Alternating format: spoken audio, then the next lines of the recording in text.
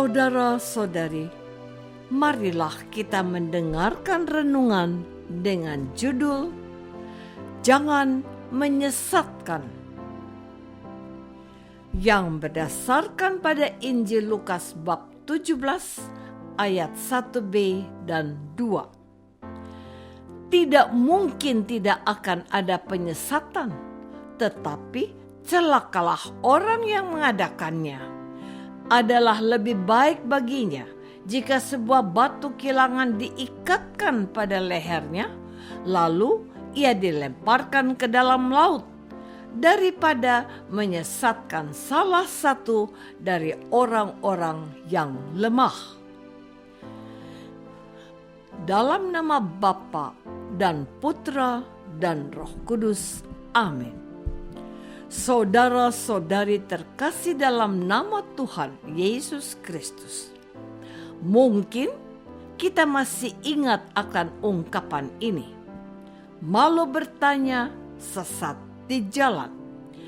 Peribahasa ini mau mengatakan sebuah nasihat kepada kita untuk mencari informasi yang cukup kalau kita tidak atau kurang mengetahui tujuan yang hendak kita capai. Namun, mungkin kita pernah mendengar lagu dangdut miliknya Ayu Ting Ting yang judulnya Alamat Palsu. Dalam lagu itu ternyata petunjuk yang diberikan adalah tidak sesuai dengan harapan si pencari alamat. Alamat yang dicari bukan saja salah, melainkan alamatnya palsu atau tidak benar, sehingga orang yang ingin menemukan seseorang tidak dapat berjumpa dengannya. Para leluhur kita memberikan nasihat yang sangat baik untuk orang-orang yang ingin mengetahui alamat yang hendak dituju. Ia harus berani bertanya, bukan malu-malu atau takut bertanya. Kalau seperti itu, ia akan mudah tersesat. Apakah ada penyesatan? Fakta membuktikan bahwa ada saja orang yang iseng atau bahkan sengaja memanfaatkan kelemahan orang lain sebagai kesempatan untuk menyesatkannya. Saudara-saudari terkasih, dalam kasus kriminal yang ditayangkan oleh sebuah TV swasta, ada seorang ibu yang sedang mencari anaknya di kota. Ibu itu sepertinya akan ditolong untuk dibawa ke tempat tinggal anaknya dengan memboncengnya dengan motor. Tapi ternyata ibu dibawa ke tempat yang sunyi. Ia dirampok dan ditinggalkan begitu saja. Demikian pengakuan ibu itu di kantor polisi setelah ditemukan orang yang sedang melintas di tempat kejadian dan kemudian menolong ibu yang dirampok itu. Apakah ini yang dimaksudkan oleh Tuhan Yesus melalui firman-Nya hari ini? Bisa jadi. Menurut saya, Tuhan Yesus sedang menaruh rasa iba dan peduli kepada mereka yang disebut orang-orang tidak cukup pemahaman akan hidup sebagai orang beriman. Mereka ini dengan kepolosan hatinya ingin bertemu dengan Tuhannya. Tugas para pengikut Yesus adalah membantu mereka, bukan malah menjerumuskannya. Saudara-saudari terkasih, saya menemukan nada marah dalam firman Tuhan Yesus hari ini. Coba kita dengar sekali lagi. Tidak mungkin tidak akan ada penyesatan, tetapi celakalah orang yang mengadakannya. Adalah lebih baik baginya jika sebuah batu kilangan diikatkan pada lehernya, lalu ia dilemparkan ke dalam laut daripada menyesatkan salah satu dari orang-orang yang lemah. Tuhan tidak suka pada orang-orang yang berperilaku tidak benar kepada mereka, rentan untuk dimanfaatkan karena kelemahan yang ada pada mereka. Mereka yang miskin pengetahuan ini adalah orang-orang yang sangat mudah dieksploitasi oleh orang-orang pandai atau pintar. Orang seperti itu tidak boleh diberi peluang untuk melakukan tindakan jahatnya.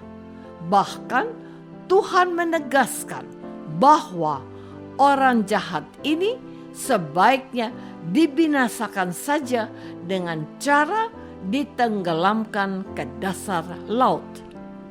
Yesus mengatakan ini untuk Yudas yang berkhianat. Adalah lebih baik jika orang seperti ini tidak dilahirkan ke dunia ini. Matius bab 26 ayat 24. Tuhan benci kejahatan, tetapi juga orang yang memiliki sifat satani yang menghendaki yang jahat. Setan itu sudah mencobai Yesus setelah ia berpuasa 40 hari 40 malam di padang gurun sebelum menunaikan tugas pastoralnya di tengah-tengah bangsanya sendiri. Jangan engkau mencobai Tuhan Allahmu, firman-Nya kepada setan. Apakah setan berhenti mencobai? Tidak. Lukas menulis, setelah iblis mengakhiri semua pencobaan itu, ia mundur daripadanya dan menunggu waktu yang baik. Lukas bab 4 ayat 13. Dia masih akan menjalankan tugas penyesatan melalui para pengikutnya. Orang yang mewarisi sifat-sifat setan ini harus ditiadakan dari atas bumi ini. Saudara-saudari terkasih, apakah Tuhan sangat marah sehingga tidak ada ampun bagi orang seperti itu? Tidak. Tuhan tetap membuka kesempatan bagi orang-orang yang disesatkan iblis itu untuk bertobat. Perhatikan apa yang dikatakan Tuhan Yesus sesudah berkata seperti itu. Jikalau saudaramu berbuat dosa, tegurlah dia. Dan jikalau ia menyesal, ampunilah dia. Tuhan marah atas penyesatan, tetapi kalau seseorang menyadari kesalahan dan ketersesatannya dan bertobat, dia harus diberi kesempatan. Saya ditanya, mengapa Anda tidak bisa mengampuni?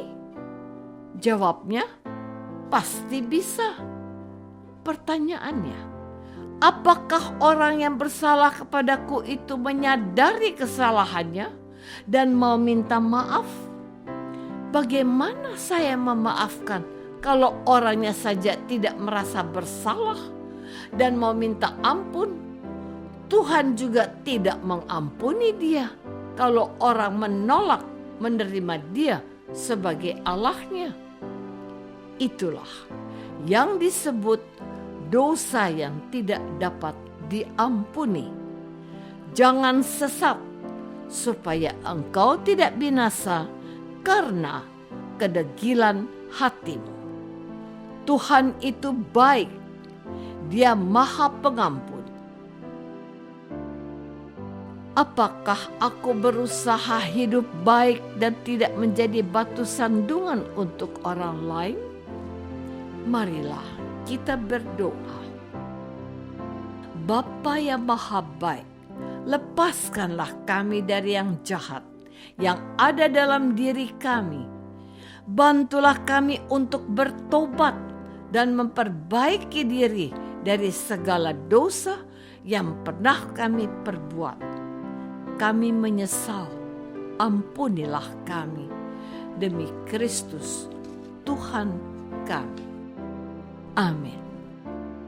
Semoga kita semua selalu dinaungi dan dibimbing oleh berkat Allah yang Maha Kuasa. Dalam nama Bapa dan Putra dan Roh Kudus. Amin.